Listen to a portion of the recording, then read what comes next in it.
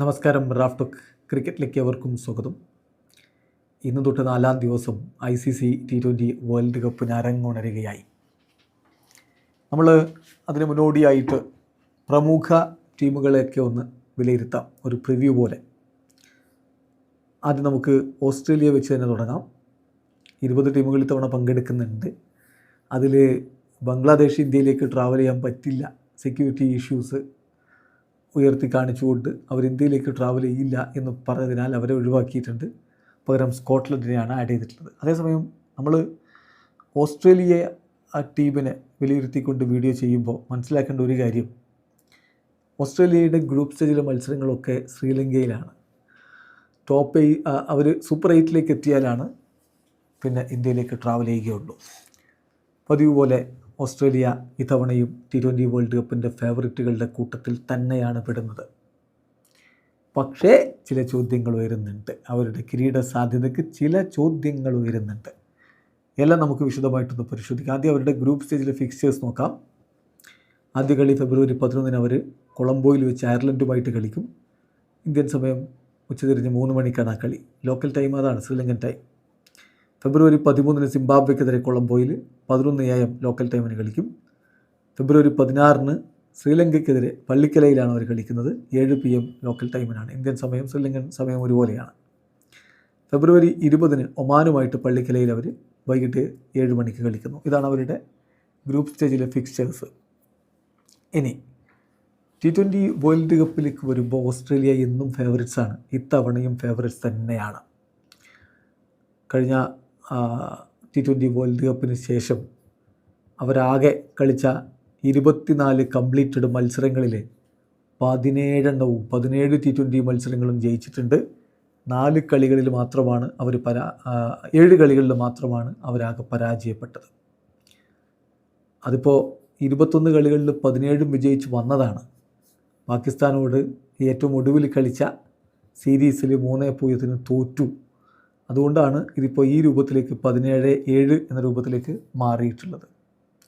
പക്ഷെ അവരുടെ overall record ഈ ടൂർണമെൻറ്റിൽ നമ്മൾ നോക്കിയാൽ മിക്സഡ് ആയിട്ടുള്ള ഒരു പെർഫോമൻസാണ്. എന്ന് പറയുമ്പോൾ അവർ കിരീടങ്ങൾ ചൂടിയിട്ടുമുണ്ട്, എന്നാൽ അത്ര നല്ലതല്ലാത്ത പെർഫോമൻസ് നടത്തിയിട്ടുമുണ്ട്. ഇപ്പോൾ ഏറ്റവും ഒടുവിൽ 2024 സെമി ഫൈനലിലേക്ക് പോലും ഓസ്ട്രേലിയക്ക് എത്താൻ പറ്റിയിട്ടുണ്ടായിരുന്നില്ല എന്ന കാര്യം ഓർക്കുക. അഫ്ഗാനിസ്ഥാനോടും ഇന്ത്യയോടും ഒക്കെ സൂപ്പർ 8 പരാജയപ്പെട്ട് സെമി ഫൈനലിൽ കാണാതെയാണ് കഴിഞ്ഞ T20 വേൾഡ് കപ്പിൽ അവർ പുറത്തായിട്ടുള്ളത്. ഏതായാലും അന്നത്തെ ടീമിൽ നിന്ന് വലിയ മാറ്റങ്ങൾ ഇന്നത്തെ ടീമിനുണ്ട്. ഡേവിഡ് വാർണർ, മാത്യു വെയ്ഡ് അവർ ആ ടൂർണമെൻറ്റിന് ശേഷം റിട്ടയർ ചെയ്തു. അതുപോലെ തന്നെ മിച്ചൽ സ്റ്റാർക്ക്, ആഷ്ടൺ ആഗർ എന്നിവരൊക്കെ റിട്ടയർ ചെയ്ത് ഇനി കളിക്കുന്നില്ല. പക്ഷേ അവരുടെ ടീമിൻ്റെ മൈൻഡ് സെറ്റ് കുറച്ചുകൂടി അൾട്രാ അഗ്രസീവായിട്ട് മാറിയിട്ടുണ്ട് ഇപ്പോൾ ബാറ്റിങ്ങിൽ എന്നുള്ളതാണ് ഒരു യാഥാർത്ഥ്യം. അവരുടെ ടീമിൻ്റെ സീനിയർ കോർ അതുപോലെ തന്നെ ഇപ്പോഴും നിലനിൽക്കുന്നുണ്ട് കുറേ ആളുകൾ. എന്ന് പറഞ്ഞാൽ Cameron green, Josh Inglis, നെതാൻ Ellis ഇവരെല്ലാം ഇപ്പോൾ റെഗുലർ ഫസ്റ്റ് ചോയ്സ് നെയിംസ് ആയിട്ട് മാറിയിട്ടുണ്ട്. അതേസമയം പാറ്റ് കമിൻസ് ഇത്തവണ വേൾഡ് കപ്പിനില്ല, പരിക്ക് പറ്റി, അദ്ദേഹം പുറത്താണ്, ruled out of the tournament ആയിട്ടുണ്ട് എന്നുള്ളത് ഒരു നിരാശ ഉണ്ടാക്കുന്ന കാര്യമാണ്. അതുപോലെ സ്റ്റാർക്കുമില്ല എന്ന് പറയുമ്പോൾ അവരുടെ സ്റ്റാർക്ക് റിട്ടയർഡ് ആണല്ലോ, അപ്പോൾ അവരുടെ 2 കിടിലൻ പേസ് ബോളർമാർ ഇല്ലാതെ വരുന്നു. അപ്പം പുതിയ crop of pace bowlers emerge ചെയ്തു വരുന്നു. സാവിയർ ബാറ്റ്ലറ്റ് ഈ വേൾഡ് കപ്പ് സ്ക്വാഡിൻ്റെ ഭാഗമാണ്. മികച്ചൊരു പ്രകടനം അദ്ദേഹത്തിൽ നിന്ന് എന്തായാലും ആരാധകർ പ്രതീക്ഷിക്കുന്നുണ്ട്. അപ്പോൾ ഈ ടൂർണമെൻറ്റിലേക്ക് വരുമ്പോൾ സ്പിൻ സ്റ്റോക്സ് അവർ വർദ്ധിപ്പിക്കാൻ വേണ്ടി ശ്രമിച്ചിട്ടുണ്ട്. ആദം സാംബ എസ്റ്റാബ്ലിഷ്ഡ് ആദം സാംബ, അതുപോലെ തന്നെ ഗ്ലെൻ മാക്സ്വെലിൻ്റെ സ്പിൻ ബൗളിംഗ് ഉണ്ടാവും. മാത്യു കുഞ്ഞമൻ സ്പിൻ ബൗളിങ്ങിൽ അവരെ സപ്പോർട്ട് ചെയ്യാനുണ്ട്. കൂടാതെ കൂപ്പർ കനോലിയെയും അവർക്ക് ഉപയോഗപ്പെടുത്താവുന്നതാണ്. കാരണം ഏഷ്യയിൽ വന്ന് കളിക്കുമ്പോൾ സ്പിൻ ബൗളിങ്ങിന് വലിയ പ്രാധാന്യമുണ്ട്.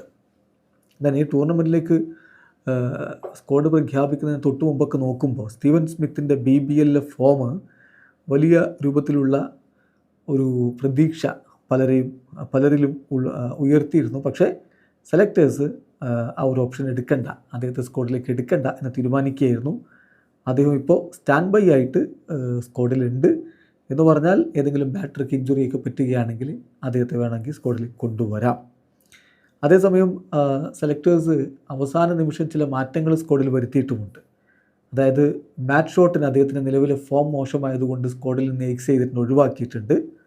പകരം മാറ്റ് റെൻഷോയെ സ്ക്വാഡിലേക്ക് ഉൾപ്പെടുത്തിയിട്ടുമുണ്ട്. ഇനി അവരുടെ ഒരു ഷെഡ്യൂൾ എന്ന് പറഞ്ഞാൽ അവർക്കൊരല്പം ചലഞ്ച് ഉണ്ടാക്കുന്നത് തന്നെയാണ്.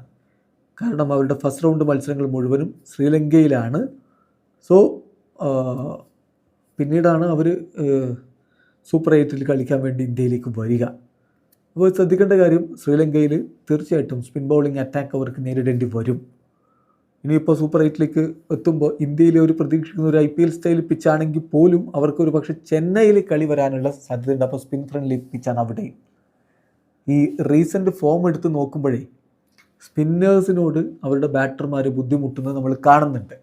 അവരുടെ സ്പിൻ പ്ലേ സമീപകാലത്ത് ഒരല്പം വീക്കാണ്. പാകിസ്ഥാനോടൊക്കെ അതാണ് സംഭവിച്ചത്. പാകിസ്ഥാൻ്റെ സ്പിൻ ബൗളർമാർ നന്നായിട്ടങ്ങ് പൂട്ടിയപ്പോൾ നല്ലൊരു സ്കോർ എടുക്കാൻ പോലും പറ്റാതെ ഓസ്ട്രേലിയ തകർന്നടിയുന്നത് കണ്ടിരുന്നു. ഈ വേൾഡ് കപ്പിൽ അവരുടെ മേൽ ശ്രീലങ്ക അടക്കമുള്ളവർ പ്രയോഗിക്കാൻ പോകുന്ന തന്ത്രവും അത് തന്നെയായിരിക്കും. സ്പിന്നെറിഞ്ഞ് അവരെ പിടിക്കാനുള്ളൊരു ശ്രമം എന്തായാലും നടക്കും. പിന്നെ എന്തൊക്കെ നമ്മൾ പറഞ്ഞാലും ഓസ്ട്രേലിയ എല്ലാ പ്രതിസന്ധികളെയും തരണം ചെയ്ത് മികച്ച പ്രകടനം നടത്താൻ കെൽപ്പുള്ള ടീമാണ്. അപ്പോൾ ശ്രീലങ്ക അങ്ങനെ ഒരു തന്ത്രം മെനയുമ്പോൾ മറുതന്ത്രം നമ്മൾ ഓസ്ട്രേലിയയിൽ നിന്നും പ്രതീക്ഷിക്കുന്നുമുണ്ട്. എന്നാൽ അവരുടെ റീസെൻ്റ് ഫോം ഈ പാകിസ്ഥാൻ സീരീസ് മാത്രം വെച്ച് നമ്മൾ പറയണ്ട. അവർ നമ്മൾ കൃത്യമായിട്ട് നോക്കുകയാണെങ്കിൽ from July to October last year അവർ കംപ്ലീറ്റ് ആയിട്ടുള്ള മത്സരങ്ങളിൽ ഒറ്റക്കളി മാത്രമാണ് തോറ്റിട്ടുണ്ടായിരുന്നത്. West Indies, South Africa, New Zealand ടീമുകളോടൊക്കെ അവർ സീരീസ് വിജയിച്ച് കയറിയിട്ടുണ്ടായിരുന്നു. പക്ഷേ അതിനുശേഷം അവർക്ക് പണി കൊടുത്തത് ഇന്ത്യയാണ്. 2-1 ഈ അവരെ പരാജയപ്പെടുത്തിക്കൊണ്ട് ഇന്ത്യ സീരീസ് പിടിച്ചു. അതുപോലെ തന്നെ അത് ഒരു പക്ഷേ അവരെ സംബന്ധിച്ചിടത്തോളം ഫസ്റ്റ് ബാക്ക് ടു ബാക്ക് ഡിഫീറ്റാണ് സിൻസ് ജൂൺ 2024 ഇന്ത്യക്കെതിരെ സംഭവിച്ചത്. പിന്നീടാണ് പാകിസ്ഥാനെതിരെ. ശരിയാണ്, അവരുടെ ചില പ്രധാന താരങ്ങൾ ആ സ്ക്വാഡിൽ ഉണ്ടായിരുന്നില്ല. പക്ഷേ അവരുടെ സ്ക്വാഡിൽ പലരും നല്ല ഒരു 85-90% താരങ്ങളും ഈ വേൾഡ് കപ്പ് സ്ക്വാഡിലുള്ളവർ തന്നെയാണ്. അവരോടാണ് ആ ടീമാണ് പാകിസ്ഥാനെതിരെ 3-0 സീരീസിൽ പരാജയപ്പെട്ടത്. ബാറ്റ് ചെയ്യാൻ നന്നായിട്ട് ബുദ്ധിമുട്ടുന്ന കാഴ്ച നമ്മൾ കണ്ടത്. അപ്പോൾ അതാണ് ചില ചോദ്യചിഹ്നങ്ങളുണ്ട് അവരുടെ സ്പിൻ ബാറ്റിങ്ങുമായി ബന്ധപ്പെട്ടിട്ട്, സ്പിന്നിനെ എങ്ങനെ അവർ നേരിടുമെന്നതുമായി ബന്ധപ്പെട്ട്.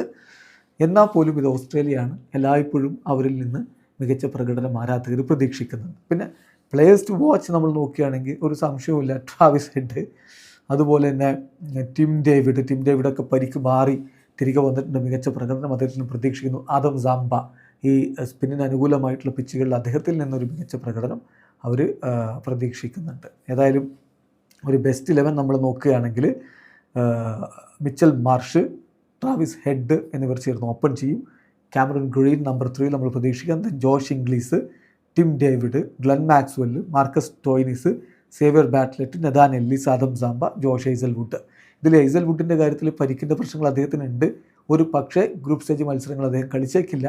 അതിനുശേഷമായിരിക്കും അദ്ദേഹം കളിക്കാൻ ഇറങ്ങുക എന്നുള്ള വിവരവും ലഭിക്കുന്നത്. എന്തായാലും ബെസ്റ്റ് 11 പറയുമ്പോൾ ജോഷ് ഹേസൽവുഡ് തന്നെ നമ്പർ 11.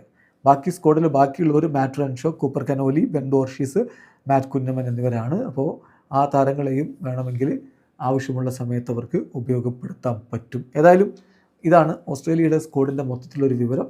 മോശമില്ലാത്ത സ്ക്വാഡും കൊണ്ട് തന്നെ അവർ വരുന്നു. ഇവിടെ ചില പ്രശ്നങ്ങളുണ്ട്, ഇല്ല എന്നല്ല. ഒരു കംപ്ലീറ്റ് സ്ക്വാഡാണെന്നും പറയാൻ പറ്റില്ല. പിന്നെ T20 വേൾഡ് കപ്പിൽ അവരുടെ പ്രകടനം അങ്ങനെയൊക്കെ തന്നെയാണ്, മിക്സ്ഡ് ആണ്, ഓൺ ആൻഡ് ഓഫ് ആയിട്ടുള്ള ഒരു പ്രകടനം തന്നെയാണ്. പോയ വേൾഡ് കപ്പിലൊക്കെ നമ്മളത് കണ്ടതുമാണ്. എങ്കിലും ഇത്തവണ മികച്ചൊരു പ്രകടനം നടത്തി അവർ കിരീടം ചൂടുമെന്ന പ്രതീക്ഷയിലാണ് ആരാധകരുള്ളത്. അപ്പോൾ ഓസ്ട്രേലിയൻ ടീമിനെ കുറിച്ചുള്ള നിങ്ങളുടെ അഭിപ്രായം നമ്മുടെ കമൻറ്റ് ബോക്സിൽ രേഖപ്പെടുത്തുക. വീഡിയോ അവസാനിക്കുന്നു. ക്രിക്കറ്റ് ലോകത്തെ കൂടുതൽ വിശേഷങ്ങളുമായി റാഫ് ടോക്സ് എഴുതാം.